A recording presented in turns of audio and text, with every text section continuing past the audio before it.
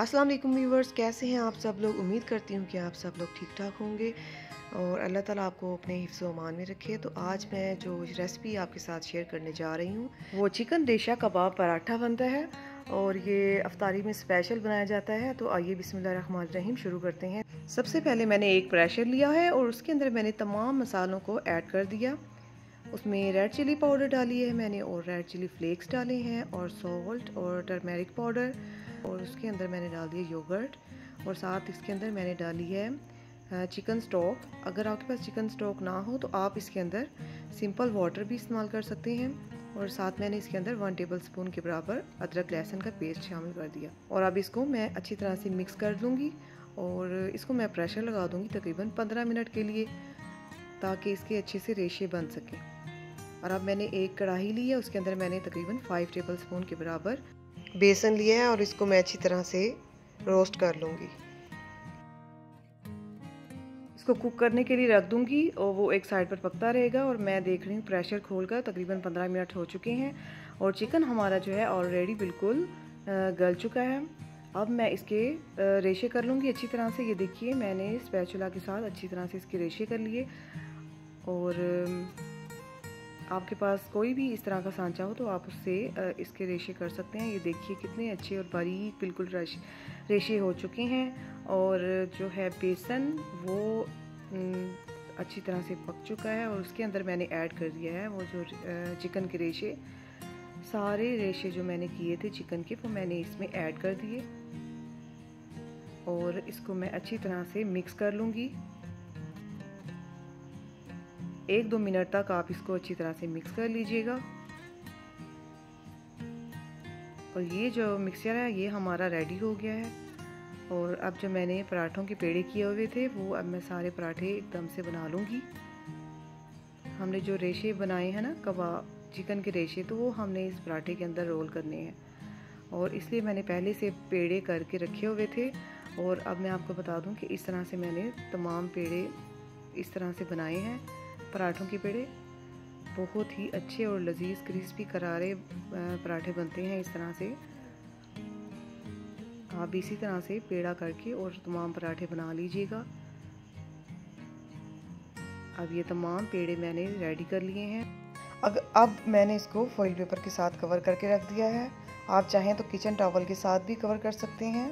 अब पराठों के पेड़ों को मैंने एक साइड पर रख दिया है और अब मैं जो सॉस उसके अंदर डालनी है ना हमने वो मैं उसकी तैयारी कर रही हूँ। एक तकरीबन हैंडफुल भर के मैंने पुदीने के पत्ते लिए हैं और साथ में उसके अंदर मैंने 2 हरी मिर्चें ऐड कर दी और साथ में 1 टेबल स्पून लेमन जूस और साथ में उसमें हाफ कप के बराबर दही शामिल कर दिया और 1 टीस्पून के बराबर मैंने सफ़ेद ज़ीरा और 1 टीस्पून के बराबर तकरीबन सॉल्ट, और इन सब को मैंने ग्राइंड कर लूँगी अच्छी तरह से। और 1 कप दही मैंने सेपरेट से लिया है और उसको मैं थोड़ा सा फेंट लूँगी और उसके अंदर जो मैंने पुदीने वाली चटनी ग्राइंड की थी वो मैं उसके अंदर शामिल कर दूँगी और उसको अच्छी तरह से मिक्स कर लूँगी। ये हमारी पराठे की जो चटनी है वो मैंने रेडी कर ली है। अब इसको भी मैं एक तरफ रख दूँगी और साथ में उसके अंदर जो सलाद जाएगा वो मैं तैयार कर लेती हूँ। मैंने प्याज काट कर रखे हुए थे, ठंडे पानी के साथ मैंने इसको 2 से 3 मरतबा धो लिया था, ये देखिए। और साथ में इसके अंदर मैं हरा धनिया शामिल कर दूंगी थोड़ा सा काट कर, और साथ उसके अंदर मैं तकरीबन 1 हरी मिर्च काट कर डाल दूंगी। इसकी खूबसूरती और ज़्यादा अच्छी हो जाती है और टेस्ट में भी अच्छा लगता है।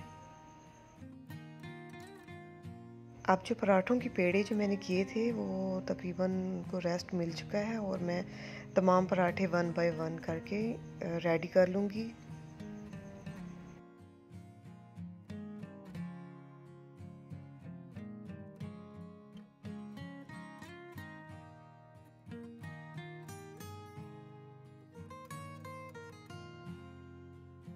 ये पराठा रोल बहुत ही मज़े के बनते हैं।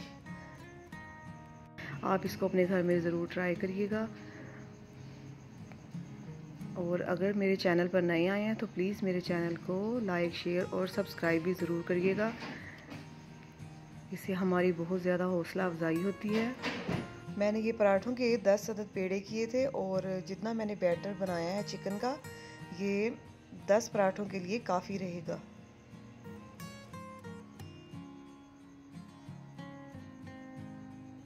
یہ دیکھیے بہت ہی کرسپی اور گولڈن کلر آیا ہے اس کے اوپر، بہت ہی زبردست پراٹھا بنا ہے۔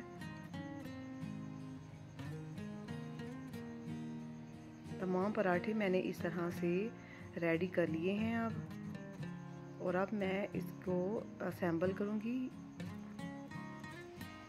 یہ دیکھیے تمام پراٹھے ریڈی ہو چکے ہیں۔ اب میں تمام جو ہے چیزیں اس کی جو بنائی تھی وہ میں پاس رکھ لوں گی، اور اس کے ساتھ ہمیں ٹوتھ پکس چاہیے۔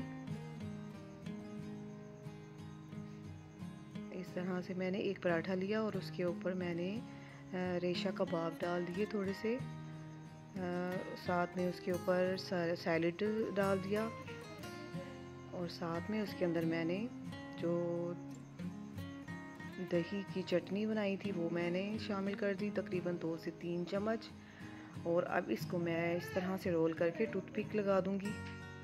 اور اس طرح سے ہمارے چکن ریشہ کباب پراٹھا رول تیار ہو چکی ہیں، اور اس طرح 1 بائی 1 کر کے میں تمام پراٹھے تیار کر لوں گی۔ پہلے چکن ڈال کے اور اس کے اوپر سیلڈ ڈال کے اور اس کے اوپر رائتہ ڈال کر اس طرح سے میں تمام پراٹھے ریڈی کر لیے۔ اور یہ دیکھیے کتنے ہی مزیدار اور لذیذ پراٹھے ہمارے تیار ہیں۔ اگر آپ اس کو اپنے گھر میں ٹرائی کریں گے تو یقیناً سب کو بہت ہی پسند آئیں گے۔ آپ نے اس کو ضرور ٹرائی کرنا ہے، اور کمنٹس باکس میں بھی مجھے ضرور بتانا ہے کہ یہ کیسے بنے، اور مجھے کمنٹ کر کے ضرور بتائیے گا کہ یہ ریشہ کباب پراٹھا رول کیسے بنے، تاکہ مجھے پتہ چل سکے کہ آپ نے ٹرائی کیے ہیں۔ اس طرح سے میں تمام پراٹھے تیار کر کے رکھ لوں گی، اور اگر آپ کو میری یہ ویڈیو پسند آئی ہو تو پلیز میرے چینل کو لائک کر دیجیے گا اور سبسکرائب بھی ضرور کریے گا۔ اللہ تعالیٰ آپ کو اپنی حفظ و امان میں رکھے اور خوش اور آباد رکھے۔ اپنی دعاؤں میں مجھے بھی یاد رکھیے گا اور اپنا خیال رکھیے گا۔ اب میں آپ سے اجازت چاہتی ہوں۔ اوکے، اللہ حافظ، ٹیک کیئر۔